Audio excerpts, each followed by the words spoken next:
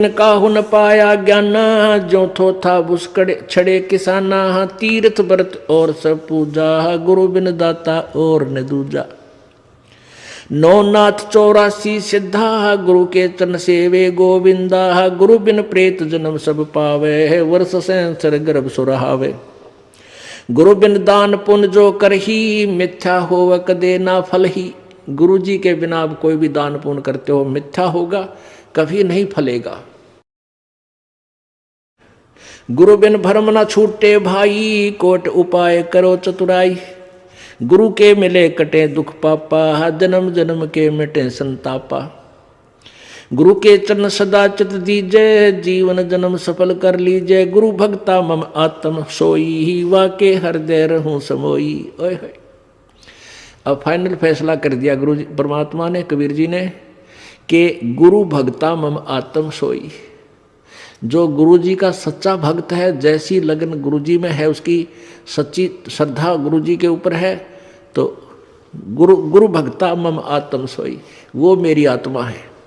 वो मुझे प्यारा लगता है जो गुरु जी के साथ निष्कपट भाव से सच्चा भक्त है उसका। गुरु भक्ता मम आत्म सोई, वाके हृदय रहूं समोई। मैं उसके हृदय में समाया रहूंगा। जब तक आपके हृदय में प्रभु समाये रहेंगे तो आपकी श्रद्धा भगवान में बनी ही रहेगी।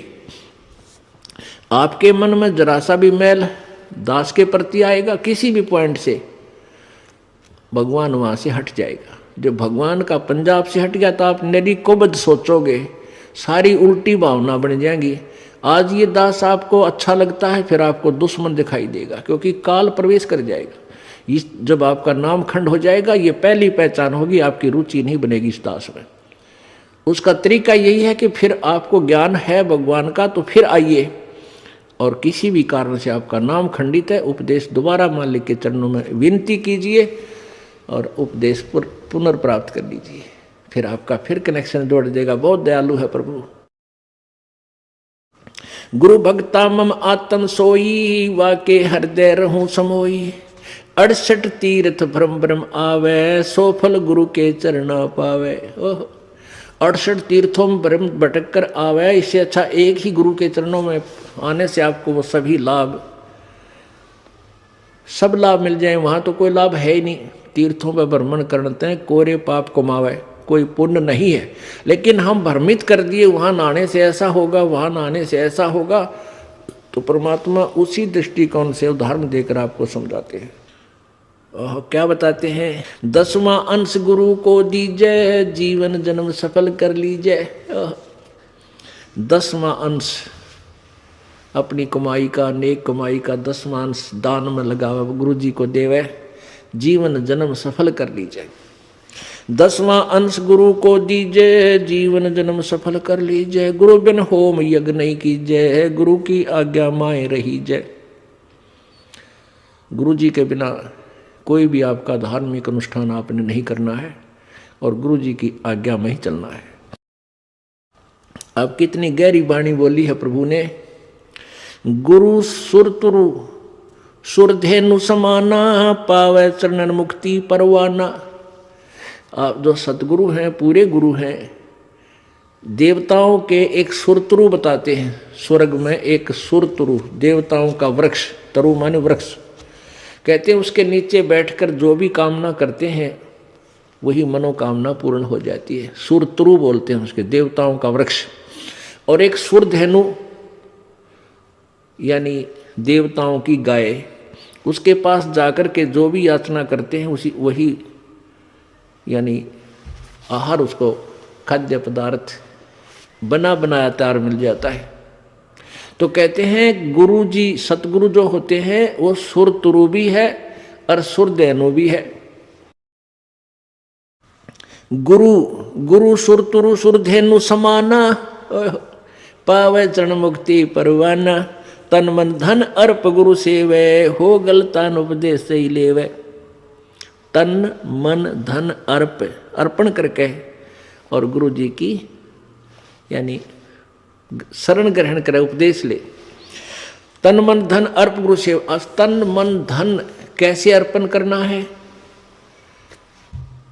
पुण्यात्माओं अपने हृदय में इस बात का एक गांठ लगा ले, यानी सच्चे दिल से अपना विश्वास कर ले कि ना तो ये शरीर तेरा और ना वो संपत्ति और परिवार तेरा, बिल्कुल नहीं है। ये मन में धारणा हो जाए कि न तो मेरा परिवार है, न मेरा शरीर है, न ही मेरी ये संपत्ति है, ये सब प्रभु की है और इसका सदुपयोग करूं। संपत्ति का 10वां अंश गुरु को दीजिए, ये धन अर्पण कर दिया आपने। और अपने बच्चों को, परिवार को भी मालिक के चरणों में लगा दे ताकि उनका भगवान रखवाला हो जाए और आप भी समर्पण रहे प्रभु में। तन मन धन अर्प गुरु सेवे, हो गलतान उपदेश ही लेवे। सतगुरु की गति हृदय धारे, और सकल बकवाद निवारे। गुरु जी ने जो मार्गदर्शन कर दिया केवल वही साधना, उसी नियम में रहे, बाकी सब बकवादों को छोड़ दे। गुरु के सम्मुख वचन ना कहे, सो ससरेनी गैणी सुख ले। गुरु के सामने अपनी नहीं चलावे तगड़मबाजी, क्योंकि आपको वो ज्ञान नहीं हो सकता जो इस दास पर कृपा मालिक ने कर रखी है। और इस दास की आज्ञा और जो भी फाइनल फैसला करे वो फाइनल हो आपके लिए। आपका पुराना ज्ञान चाहे कितना आपने अच्छा लगता उसको रिजेक्ट कर दे, छोड़ दे। जिन बातों से गुरु दुख पावे, उन बातों को दूर भगावे। उनको फेंक देते, कितना अच्छा लगता, छोड़ दे उन सब चीज़ों को। अब जैसे शुगर के मरीज को अब मीठा तो अच्छा लग गया उसने, और डॉक्टर कहे भाई शुगर तो मरीज ये मीठा नहीं खाएगा, ना मिठाई ना चीनी, और वो फिर भी डॉक्टर की आज्ञा का पालन नहीं करता तो मरेगा फिर, और क्या इलाज है। तो चीनी मीठी तो लग रही है, इसमें कोई शक नहीं, मीठी भी है, लेकिन उसके लिए विष है। तो ऐसे ही भक्ति मार्ग में गुरु जी की आज्ञा का पालन ना करना विष के तुल्य है, आपकी भक्ति को नष्ट कर दे। सभी आपके भाई बहन हैं, भटक रहे हैं, प्यार से समझाना, क्योंकि प्यार से मानेंगे एक बार तो सबको रिएक्शन होगा ही होगा, क्योंकि काल बैठा है। ये बानी सुना दो, उनको कोई चिप दे दो, वो सुनते रहेंगे, काल भाग जाएगा, फिर वो अपने आप यहाँ आएंगे। आपके भाई बहन विश्व के प्राणी सब एक परमात्मा के बच्चे, ये ध्यान रखना। बोलो सतगुरुदेव की जय।